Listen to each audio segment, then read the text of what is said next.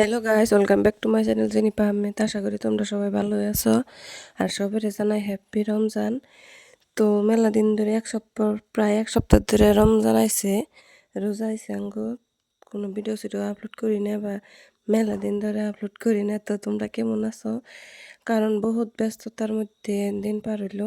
আর এই যে দেখো ব্যস্ততা এসে দেখো কি করি মরি বুঝাই, এনে করি মরি উড়াইতে জীবনটা একবারে শেষ। আর দেখুন শরীরের অবস্থা কি হয়ে গেছে গা। তো যেহেতু রমজানের দিন, যেহেতু রোজার দিন, এই জন্য তো এখনকার আমরা বড় ব্যক্তি রোজা থাকি, জেনিফার তো আর রোজা থাকা হারে না। এই জন্য তো জেনিফারে কইছে এখন একটু চা বানাইছি, চা চা খাবার দিমু। আর ওর শরীরটাও ফার্স্ট রোজার টাইমে ভালো আসাল না। তো যে সময়কে আর এই ভিডিওটা করা আর কি কইলাম না, প্রায় এক সপ্তাহ ধরে ভিডিওটা করে তুইছি। তো আর এডিট করবারও টাইম পাইতেছি না, বহুত ব্যস্ত।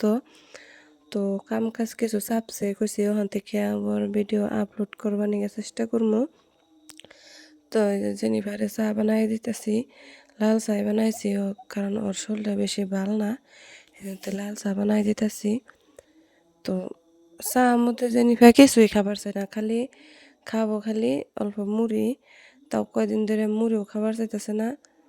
তো দেখি আজকে কিবা করে খায়।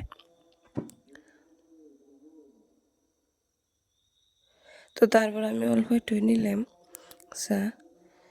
এত ব্যস্ত আছিলাম কি কবান বাইরে বাই, বহুত ব্যস্ততার মধ্যে। এই যে তার মানে ধান সিদ্ধ করা, তারপরে খড়ি মুড়ি সব উড়ানি, এনে মুখের কথা না।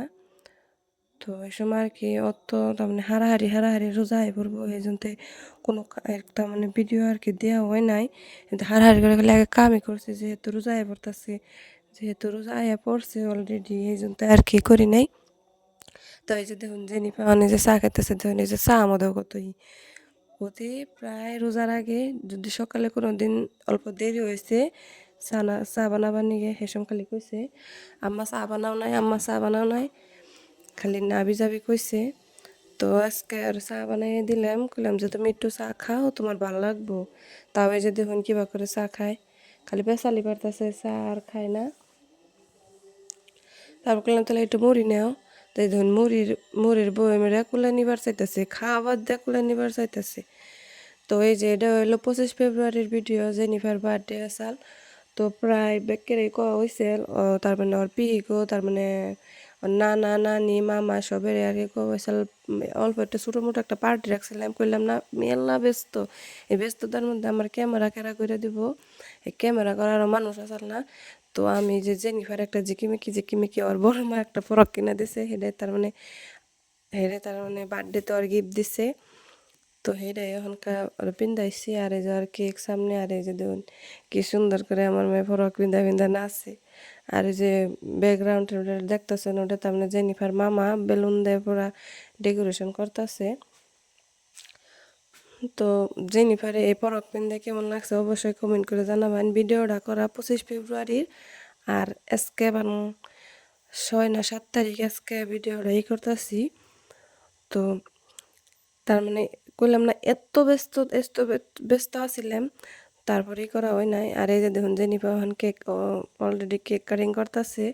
আর এনে একটা আসার বিষয় হলো জানেন কি, জেনিফা নিজে কেক কেটে নিজেই খাবো, দেখবেন নিজেই খাবো, এই যে খাইলো।